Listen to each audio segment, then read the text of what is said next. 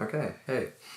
It's me again, Brian Mortensen. I am here to talk about the TED Talk that I watched. So I decided to continue with my topic of space exploration, and so the TED Talk that I watched was by Lucianne Walkowicz. I'm not sure if I'm pronouncing that right. I'll put the name here. So her intended audience was people in favor of space exploration. And her argument was that we should not be exploring Mars because we have such an amazing planet right here, and we should be focusing on saving that. So immediately, with the start of her argument, she starts with establishing her ethos as an astronomer who searches for habitable worlds. So she has a lot of experience with this. And with that, she has seen hundreds and thousands of worlds that are potentially habitable, but they're nowhere near as good as what we have here. And so she has come to appreciate just how lucky we are to have a planet like Earth. And then, as I said before, she fundamentally disagrees with colonizing Mars and people viewing Mars as a backup world specifically. She says that there are many places on Earth that we still have yet to colonize, such as deserts, which are vastly better in comparison to Mars because they offer us oxygen, they offer us an atmosphere, they offer us a magnetic field. All of those things are amazing and great for sustaining life. And then I'm going to quote her here, she said that there are many excellent reasons to go to Mars, but for anyone to tell you that Mars will be there to back up humanity, it's like the captain of the Titanic telling you that the real party is happening later on the lifeboats. End quote.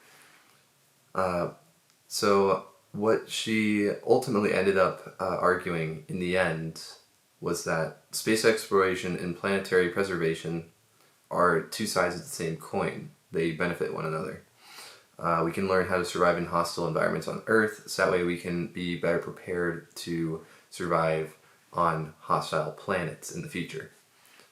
So, honestly, when I stopped to think about that, I thought it was a very interesting argument, because it's kind of similar to what I was saying before with planetary exploration, with space exploration benefiting planetary preservation, which, NASA, when they went to the moon, they developed a bunch of new technologies that have benefited us here on Earth.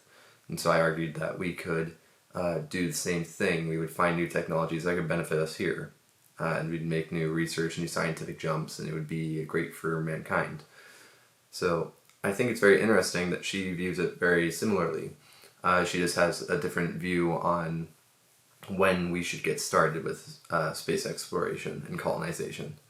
She views that we should wait and we should do more trials, more practice, try and get more adept at colonizing worlds, which I think is actually a very smart idea. I think it's very, I guess, not really resourceful is the word, but just kind of planning ahead, So I think it's very smart to kind of do some practice runs before we go out and do the real thing, which people have been doing already, but I think that it is smart to be working on our planet first and then to be exploring worlds. I don't see why we can't really be doing both, though, to be frank, because space exploration, we can have people focusing on that, but we can also have people focusing on planetary preservation. People can be working on how to save the ice caps, and at the same time, people can be researching Mars, for example, which, by the way, the author did not have any problems with going to Mars for research purposes, such as understanding why it suddenly became not hospitable for life anymore, and so on. So that's what I find really interesting. It's purely just they help one another.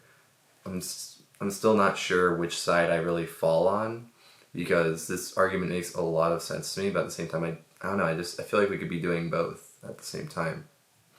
So I'll have to do some more research and see what I ultimately decide, but yeah. That's it for my presentation.